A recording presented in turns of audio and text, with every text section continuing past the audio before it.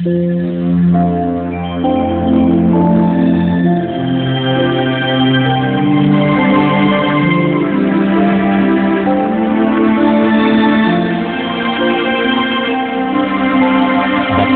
ang bumabasa at ang nangakikinig ng mga salita ng hula at tumutupad ng mga bagay na nasusulat doon, sapagkat ang panahoy malapit na.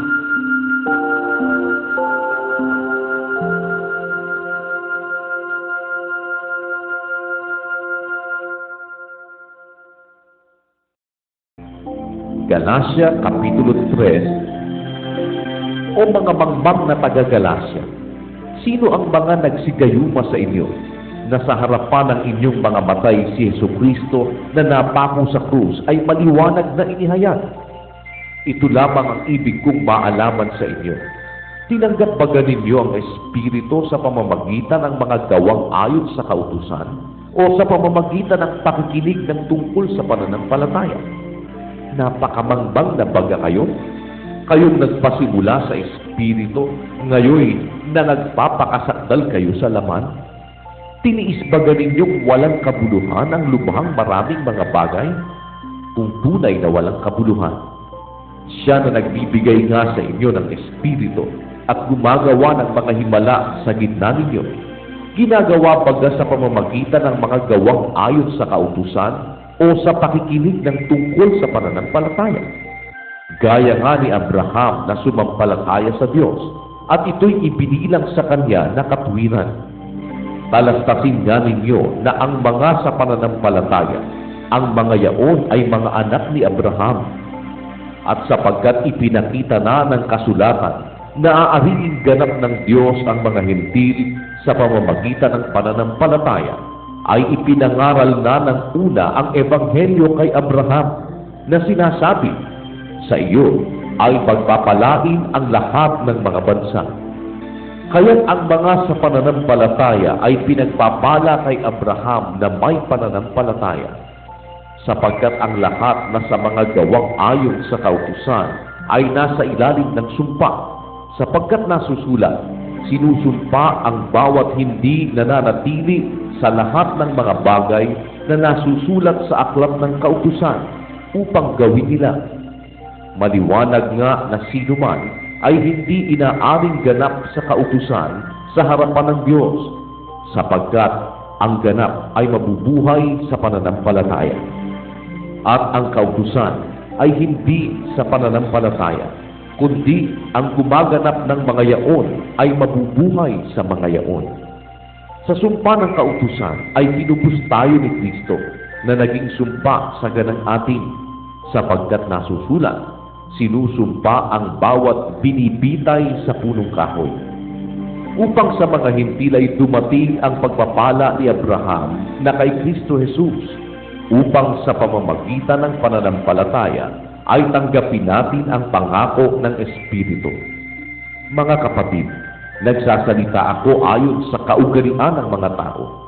Bagamat ang pakikipagtipan ay gawa lamang ng tao, gayon may pagkapinagtibay, sino man ay hindi makapagpapawalang kabuluhan o makapagdaragdag man. Ngayon kay Abraham nga sinabi ang mga pangako, at sa kanyang binhi, hindi sinasabi ng Diyos, at sa mga binhi, na gaya baga sa marami, kundi gaya sa iisa lamang, at sa iyong binhi na si Kristo. Ito nga ang aking sinasabi, ang isang pakikipagtipang pinagtibay na ng una ng Diyos ay hindi mapawawalang kabuluhan ng kautusan na sumipot ng makaraan ng 430 taon, ano pat upang pawalang kabuluhan ang pangako. Sapagkat kung ang mana ay sa pamamagitan ng kautusan, ay hindi na sa pamamagitan ng pangako, datapwat ipinagkaloob ng Diyos kay Abraham sa pamamagitan ng pangako. Ano nga ang kabuluhan ng kautusan? Idinagdag dahil sa mga pagsalangsang hanggang sa pumarito ang binhi na siyang pinangakuan, at ito'y iniutos sa pamamagitan ng mga anghel sa kamay ng isang tagapamagitan. Ngayon ang isang tagapamagitan ay hindi tagapamagitan ng iisa, datapwat ang Diyos ay iisa. Ang kautusan nga baga ay laban sa mga pangako ng Diyos. Huwag nawang mangyari, sapagkat kung ibinigay sana ang isang kautusang may kapangyarihang magbigay buhay, tunay ngang ang katuwiran sana ay naging dahil sa kautusan. Datapwat, kinulong ng kasulatan ang lahat ng mga bagay sa ilalim ng kasalanan upang ang pangako sa pamamagitan ng pananampalataya kay Hesukristo ay maibigay sa mga nagsisisampalataya.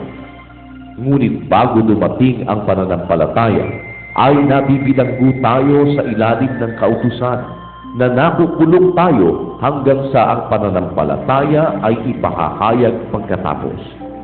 Ano pat ang kautusan ay siyang naging tagapagturo natin upang ihatid tayo kay Kristo, upang tayo'y ariing ganap sa pamamagitan ng pananampalataya.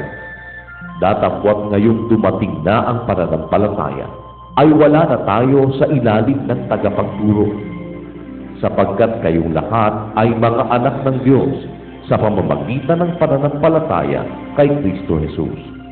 Sapagkat ang lahat na sa inyo ay binautismuhan kay Kristo, ay ibinihi si Kristo. Walang magiging Hudyo o Griego man, walang magiging alipin o malaya man, walang magiging lalaki o babae man, sapagkat kayong lahat ay iisa kay Kristo Jesus. At kung kayo'y kay Kristo, kayo ay binhi ni Abraham at mga tagapagmana ayon sa pangako.